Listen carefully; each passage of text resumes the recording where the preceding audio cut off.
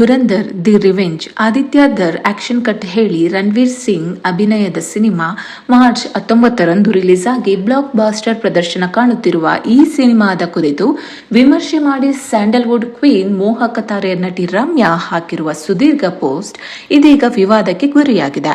ಹಾಗಿದ್ರೆ ರಮ್ಯಾ ಪೋಸ್ಟ್ ನಲ್ಲಿ ಏನಿದೆ ಅನ್ನೋದನ್ನ ನೋಡೋದಾದ್ರೆ, ಧುರಂಧರ್ 2 ನೋಡಿದೆ, ವಾಹ್, ಭರವಸೆ ನೀಡುವ ಯಾವುದನ್ನಾದರೂ ಸಹಿಷ್ಣುತೆ ಪರೀಕ್ಷೆಯನ್ನಾಗಿ ಪರಿವರ್ತಿಸುವುದು ಹೇಗೆ ಎಂಬುದರ ಕುರಿತು ಎಂತಹ ಮಾಸ್ಟರ್ ಕ್ಲಾಸ್. ಇದು ಎಂದಿಗೂ ಮುಗಿಯದ ಅಧ್ಯಯನಗಳನ್ನು ಹೊಂದಿರುವ ಅತ್ಯಂತ ನೀರಸ ವಿಷಯದ ಪಠ್ಯಪುಸ್ತಕವನ್ನು ಓದಿದ ಹಾಗಿದೆ. ಒಂದು ಹಂತದಲ್ಲಿ ನಿಮ್ಮ ಮೆದುಳು ಸಿನಿಮಾದಲ್ಲಿ ತೋರಿಸುವ ದೌರ್ಜನ್ಯವನ್ನು ನೋಡಿ ಸಂಪೂರ್ಣ ಆನಂದಿಸುವಂತೆ ಮಾಡುತ್ತದೆ ಎಂದು ಆಘಾತ ವ್ಯಕ್ತಪಡಿಸಿದ್ದಾರೆ. ನೀವು ನಿಜವಾಗಿಯೂ ಸಿನಿಮಾ ನೋಡಲು ಬಯಸಿದರೆ ನಿಮಗೆ ನೀವೇ ಒಂದು ಉಪಕಾರ ಮಾಡಿಕೊಳ್ಳಿ. ಥಿಯೇಟರ್ ನಲ್ಲಿ ನಿಮ್ಮ ಸಮಯ ಅಥವಾ ಹಣವನ್ನು ವ್ಯರ್ಥ ಮಾಡಬೇಡಿ. ಧುರಂಧರ್ 2 ಕೇವಲ OTTಯಲ್ಲಿ ನೋಡುವುದಕ್ಕಷ್ಟೇ ಲಾಯಕ್ಕು ಎಂದು ವ್ಯಂಗ್ಯವಾಡಿದ್ದಾರೆ. ನಿರ್ದೇಶನ, ಸಂಭಾಷಣೆಗಳು, ಸಂಪಾದನೆ, ಹಿನ್ನೆಲೆಯ ಸ್ಕೋರ್, ನಟನೆ ಎಲ್ಲವೂ ಕಳಪೆಯಾಗಿದೆ ಎಂದಿದ್ದಾರೆ ರಮ್ಯಾ.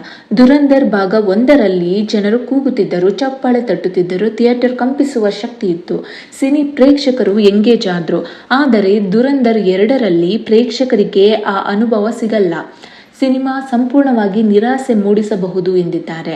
ಅಲ್ಲದೆ ರಣವೀರ್ ಚಿತ್ರವನ್ನು ಹೊತ್ತಿದ್ದಾನೆ ಎಂದು ಎಲ್ಲರೂ ಹೇಳುತ್ತಿದ್ದರೂ ಅವನು ನಿಖರವಾಗಿ ಏನು ಹೊತ್ತಿದ್ದಾನೆ? ಯಾಕೆಂದರೆ ನನಗೆ ಕಾಣುತ್ತಿದ್ದುದು ಅವನ ಕೂದಲು ಮಾತ್ರ. ಮೊದಲ ಭಾಗದಲ್ಲಿ ಅವರ ಕೂದಲು, ವ್ಯಕ್ತಿತ್ವ, ಉಪಸ್ಥಿತಿ, ಪಾತ್ರ ಅದ್ಭುತವಾಗಿತ್ತು. ಆದರೆ ಪಾರ್ಟ್ 2ನಲ್ಲಿ ಅದ್ಯಾವುದೂ ಇಲ್ಲ ಅಂತ ರಣವೀರ್ ಪಾತ್ರವನ್ನು ರಮ್ಯಾ ಟೀಕಿಸಿದ್ದಾರೆ. ಧುರಂಧರ್ 2 ಸಿನಿಮಾ ಅಲ್ಲ, ಬರೀ ಹಿಂಸೆ. ಯಾವುದೇ ಒಂದು ವಿಷಯವನ್ನು ಎಷ್ಟು ಹಿಂಸಾತ್ಮಕವಾಗಿ ತೋರಿಸಬಹುದು ಎಂಬುದನ್ನು ಒಳಗೊಂಡಿರುವ ಒಂದು ದೃಶ್ಯ ಕೈಪಿಡಿ.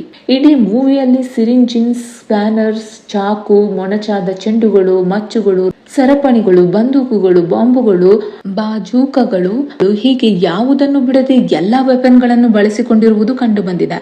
ನಿರ್ದೇಶಕರು ತಮ್ಮೊಂದಿಗೆ ನಿರಂತರ ಸ್ಪರ್ಧೆಯಲ್ಲಿರುವಂತೆ ತೋರುತ್ತದೆ. ಮುಂದಿನ ದೃಶ್ಯವನ್ನು ಹಿಂದಿನದಕ್ಕಿಂತ ಹೆಚ್ಚು ಹಿಂಸಾತ್ಮಕವಾಗಿ ಅಥವಾ ಹಾಸ್ಯಮಯವಾಗಿ ತೋರಿಸಬಹುದು ಎಂಬ ಸ್ಪರ್ಧೆಗಳಿದ್ದಂತೆ ಎಂದು ರಮ್ಯಾ ಟೀಕಿಸಿದ್ದಾರೆ. ಅಲ್ಲದೆ ಲಾಜಿಕ್ ಇಲ್ಲದ ಅತಿಯಾದ ಹಿಂಸೆ ಅಂದ್ರೆ ನೀವು 2 ಕಾಲುಗಳನ್ನು ಕತ್ತರಿಸಿ ಸೀಮೆ ಎಣ್ಣೆಯನ್ನು ಸುರಿದರೂ ಹೀರು ಸಂಭಾಷಣೆ ಮಾಡುವುದಕ್ಕೆ ಮೆಡಿಕಲ್ ಸೈನ್ಸ್ ನಲ್ಲಿ ಆಸ್ಕರ್ ಕೊಡಬೇಕು ಎಂದು ಟೀಕಿಸಿದ್ದಾರೆ. ಇನ್ನು ರಮ್ಯಾ ಅವರ ಈ ಪೋಸ್ಟ್ ಬಗ್ಗೆ ಸೋಷಿಯಲ್ ಮೀಡಿಯಾದಲ್ಲಿ ಪರ ವಿರೋಧ ಚರ್ಚೆಗಳು ಜೋರಾಗಿ ನಡೆಯುತ್ತಿವೆ.